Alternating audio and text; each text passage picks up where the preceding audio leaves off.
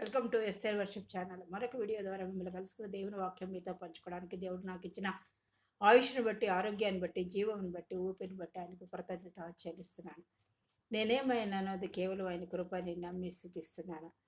మీ అందరూ కూడా దేవుని నామంలో, విశ్వాసంలో, ఆధ్యాత్మికంగా, ఈలోక సంబంధంగా అన్ని విషయాల్లో సుఖ సంతోషాలతో ఉండాలని మా అనుదిన ప్రార్థన. ఈరోజు మనం ఒక వాక్యం ద్వారా చూసుకుందాం. అంతకంటే ముఖ్యంగా నన్ను ఎంతగానో ప్రోత్సహిస్తూ బలపరుస్తూ ఆదరిస్తున్న మీ అందరికీ నా వందనాలు తెలియజేసుకుంటున్నాను. ఈరోజు గిడియోను కట్టిన బలిపీఠాల గురించి చూసుకుందాం.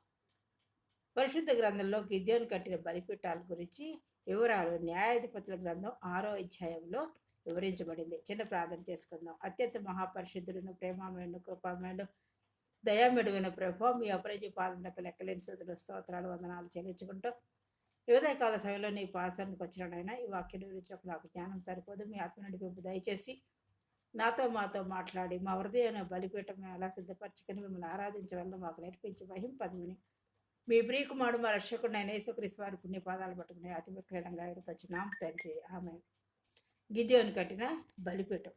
పరిశుద్ధ గ్రంథంలో గిద్యోను కట్టిన బలిపీఠాల గురించి వివరాలు జడ్జెస్ న్యాయాధిపతుల గ్రంథంలో 6వ అధ్యాయంలో వివరంగా వివరించబడింది. గిద్యోను అక్కడ యెహోవాకు ఒక బలిపీఠం కట్టి దానికి యెహోవా షాలేం అని పేరు పెట్టాడు.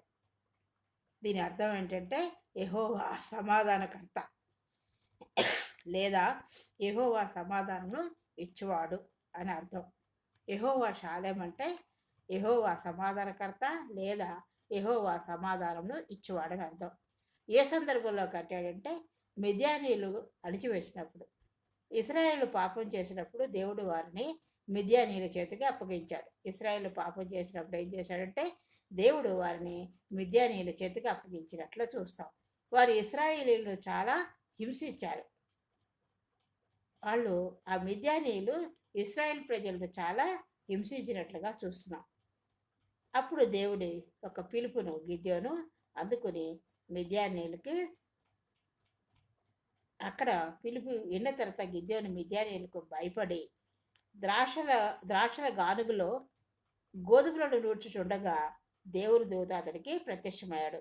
దేవుని యొక్క పిలుపు గిద్యోనికి ఎక్కడ వినిపించిందంటే ద్రాక్షల గానుగలో గోధుమలను నూర్చుతున్నప్పుడు దేవుని దూత అతనికి ప్రత్యక్షమైనట్లుగా చూస్తాం. ప్రత్యక్షమయ్యి ఏమన్నాడంటే పరాక్రమ గల బలాఢ్యుడా. గిద్యోను ఏమన్నాడంటే ఆ దూత పరాక్రమ గల బలాఢ్యుడా, యెహోవా నీకు తోడై ఉన్నాడని చెప్పినట్లుగా చూస్తున్నాం. పరాక్రమం గల బలాఢ్యుడా, యెహోవా నీకు తోడై ఉన్నాడని పిలిచినట్లుగా అని పలికినట్లుగా మనం చూస్తున్నాం అన్నమాట. గిద్యోనుకు భయం వేసింది. గిద్యోను దేవుని దూతని ముఖాముఖిగా చూసినందున నేను చనిపోతానేమో అని భయపడ్డాడు. గిద్యోనికి ఎందుకు భయం వేసిందంటే దేవుని దూతను చూశాడు కాబట్టి, ముఖాముఖిగా చూశాడు. దేవుని పిలుపు పరాక్రమ గల బలాఢ్యుడా అని పిలుస్తూ ఉన్న దూతను ప్రత్యక్షంగా చూశాడు కాబట్టి చనిపోతానేమో అని గిద్యోను భయపడ్డాడు. అప్పుడు దేవుడు అభయం ఇచ్చినట్లుగా చూస్తాం. అప్పుడు దేవుడు అతనితో ఏమన్నాడు, నీకు క్షేమం కలుగుతుంది, భయపడకము, నీవు చావు అని చెప్పినట్లుగా చూస్తున్నాం. అప్పుడు దేవుడు అతనితో ఏం చెప్పాడు, నీకు క్షేమం కలుగుతుంది, నువ్వేమాత్రము భయపడకు, నీవు చావు అని చెప్పినట్లుగా చూస్తున్నాం. ప్రియ సహోదరి సహోదరుడా, మనం చాలా విషయాల్లో భయపడుతూ ఉంటాం. మరి వాక్యం ఒక్కోసారి చదవు ప్రార్థన చేసుకోలేమో దేవుడు శిక్షిస్తాడేమో, మరి దేవునికి మనం విరోధంగా ఉన్నామా అని మనం అన్ని విషయాల్లో భయపడుతూ ఉంటాం. దేవుని వాక్యం రోజు చదవాలి, రోజు ప్రార్థన చేసుకోవాలి. ఒక్కొక్కసారి కుదరనప్పుడు దేవుడు మనల్ని శిక్షిస్తాడేమో అని భయపడుతూ ఉంటాం. కానీ దేవుడు మనకి తోడై ఉంటాడు. ఆ భయంలో నుండి విడుదల ఇచ్చి క్షేమం ఇస్తాడు. కాబట్టి మనం ఆత్మీయంగా ఎదగాలి, దేవుని వాక్యం చదువుతూ ఉండాలి, ప్రార్థన చేసుకుంటూ ఉండాలి. ఈరోజు నేను చేయలేదేదో మనకు ఒక్కొక్కసారి కొన్ని సందర్భాల్లో చేయడానికి కుదరనప్పుడు దేవుడు మనని ఏం చేస్తాడో అని భయపడకూడదు. ఎందుకంటే ఆయన ప్రేమగల దేవుడు, కృపగల దేవుడు, దయామయుడు. దేవుని యందు భయభక్తులు ఉండాలి, దేవుని మాటకు లోబడాలి, అన్ని విషయాల్లో ఎదుగుతూ ఉండాలి. అప్పుడు అక్కడ గిద్యోను బలిపీఠం కట్టినట్టుగా చూస్తున్నాం. దేవుడు ఇచ్చిన ఆ సమాధానాన్ని అంటే శాంతిని బట్టి ఆ సమాధానం దేవుడిచ్చాడు, శాంతినిచ్చాడు, నెమ్మదిచ్చాడు. కాబట్టి కృతజ్ఞతగా గిద్యోను అక్కడ ఒక బలిపీఠాన్ని నిర్మించినట్టుగా చూస్తాం. ఆ స్థలం వస్రా అనే ప్రాంతంలో ఉంది. వస్రా అనే ప్రాంతంలో ఉంది. ఆ స్థలం ఎక్కడుందంటే వస్రా అనే ప్రాంతంలో ఉంది. అక్కడ బలిపీఠాన్ని కట్టి గిద్యోను దేవుని ఆరాధించినట్లుగా చూస్తాం. మరి ప్రియ సహోదరి సహోదరుడ, నీ హృదయం అనే ఆలయాన్ని, నీ హృదయం యొక్క ఆలయం, నీ హృదయం యొక్క బలిపీఠం, మరి నువ్వు ఎలాగ దేవుణ్ణి ఆరాధిస్తున్నావు? దేవుణ్ణి స్తుతిస్తున్నావా? కృతజ్ఞత చెల్లిస్తున్నావా?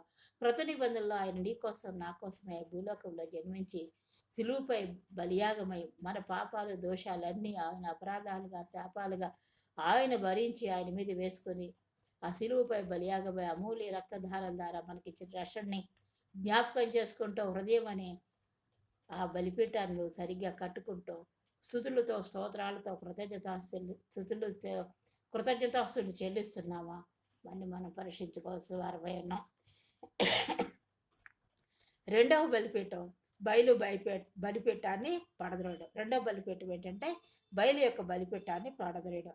అదే రాత్రి దేవుడు గిద్యోనుకి ఇంకొక ఆజ్ఞ ఇచ్చాడు. అదే రాత్రి ఏమి ఇచ్చాడంటే దేవుడు గిద్యోనుకి మరొక ఆజ్ఞ ఇచ్చాడు. ఏంటంటే అతని తండ్రికి ఉన్న బయలుదేవత బలిపీఠాన్ని పడగొట్టాలి. గిద్యోను తండ్రికి ఉన్న బయలుదేవత బలిపీఠాన్ని పడగొట్టాలని ఆజ్ఞ ఇచ్చాడు. దాని ప్రక్కన ఉన్న దేవతా స్తంభాన్ని నరికివేయాలి. అంత మాత్రమే కాకుండా దేవతా స్తంభాన్ని, ఆ పక్కనే ఉన్న దేవతా స్తంభాన్ని నరికివేయాలి అని దేవుడు ఆజ్ఞ ఇచ్చాడు. ఆ కొండ శిఖరం మీద యెహోవాకు క్రమమైన పద్ధతిలో కొరత బలిపీఠం కట్టాలి. ఇవి చేసి ఏం చేయాలంటే ఆ కొండ శిఖరం మీద దేవుడైన యెహోవాకు ఒక క్రమమైన పద్ధతిలో ఒక క్రొత్త బలిపీఠాన్ని కట్టాలని ఆజ్ఞ ఇచ్చినట్టుగా చూస్తున్నాం.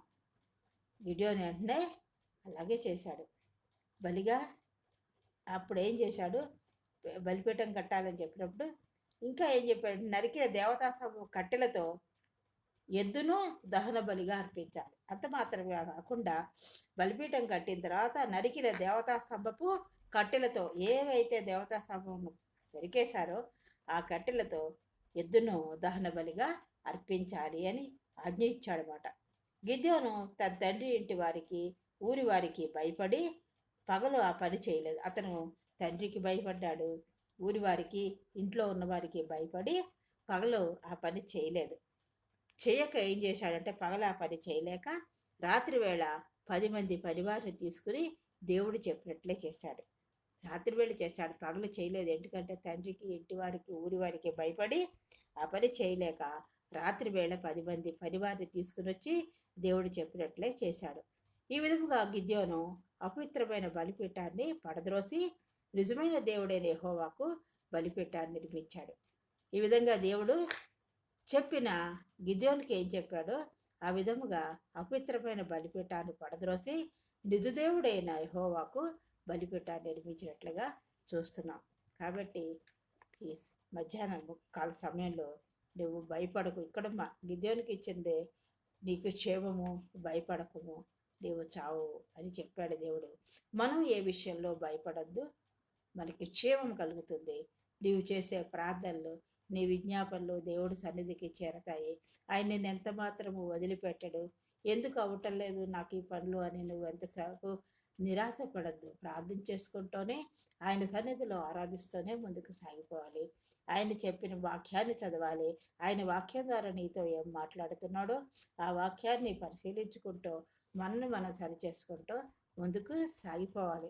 మనలో అపవిత్రమైనవి ఏమున్నాయి? అపవిత్రమైన విగ్రహాలు కానీ అపవిత్రమైన ఏమైనా మనలో ఉంటే అవి దేవుని వాక్యంతో కడుక్కుంటూ మనం దేవుడు మనకిచ్చిన హృదయంలో ఉన్న ఈ బలిపీఠాన్ని ఆరాధనకి సిద్ధం చేసుకుంటూ మనము ఆయన ఆరాధిస్తూ, ఆయన స్తుతిస్తూ, ఆయన గనపరుస్తూ పాటలతో ఆయన ఆరాధించాలి, స్తుతించాలి, గనపరచాలి. మనకు చేసిన మేళ్ళు, నీకు నాకు చేసిన మేళ్ళను, ఉపకారమును, ఆశ్చర్యకార్యములను అవన్నిటిని బట్టి కృతజ్ఞత చెల్లిస్తూ, ఇంకా నువ్వు చేయబోతున్న వాటిని కూడా ప్రార్థిస్తూ విజ్ఞాపన చేస్తూ వాటిని బట్టి కూడా కృతజ్ఞత చెల్లిస్తూ ఆయన చేస్తాడని ఒకరోజు ఆయన గొప్ప కార్యము మనకు దాచి ఉంచిన మేలు ఇస్తాడని మనం ఘనంగా నమ్మి ఆయన్ని స్తుతిస్తూ ప్రార్థన చేస్తూ ఉన్నప్పుడు దేవుడు తప్పనిసరిగా ఇంకనూ మనకి జరగవలసిన వాటన్నిటినీ నెరవేరుస్తాడని ఈ వాక్యం ద్వారా మనం హెచ్చరింపబడుతున్నాం. మన హృదయం అనే బలిపెట్టాను సరైన పద్ధతిలో శుచిగా శుభ్రంగా ఉంచుకుంటూ ఆయన్ని స్తుతిస్తూ వాక్యంతో కడుక్కుంటూ ధ్యానిస్తూ ముందుకు సాగిపోవాలని ఈ వాక్యం ద్వారా మనం హెచ్చరింపబడుతున్నాం. కాబట్టి చిన్న ప్రార్థన చేసుకుందాం. అత్యంత మహాపరిశుద్ధులను ప్రేమమెండు కృపామెండు దయామెండు ప్రభు మీ అపరంజి పాదములకు లెక్కలేని స్థుతులు స్తోత్రాలు వందనాలు చెల్లించుకుంటూ ఈ ఉదయకాల సమయంలో మధ్యాహ్న సమయంలో మీ పాసనకు వచ్చినాం నాయన. ఈ వాక్యం నాయన ద్వారా మీరు నాతో మాతో మాట్లాడారు ప్రభా. నా తండ్రి మేము ఎట్టి ప్రకారంగా నా ప్రభా మా హృదయం అనే బలిపీఠాన్ని కట్టుకోవాలో, ఎలాగా శుభ్రం చేసుకోవాలో, ఎలా మిమ్మల్ని ఆరాధించాలో, స్తుతించాలో, మిమ్మల్ని మహింపరచాలో, మేము ఎలా ప్రార్థించాలో, విజ్ఞాపన చేయాలో మాకు నేర్పించినందుకు, మమ్మల్ని హెచ్చరించినందుకు మీకే వందనాలు స్తోత్రాలు చెల్లించుకుంటూ మీ ప్రియకుమారుడు మా రక్షకుడు నేను యేసుక్రీస్తు వారికి నీ పాదాలు పట్టుకుని అతిపెక్కులీనంగా వేడుకొచ్చున్నాం తండ్రి. ఆమేన్. నన్ను ఎంతగానో ప్రోత్సాహపరుస్తూ బలపరుస్తూ ఆదరిస్తున్న మీ అందరికీ నా వందనాలు.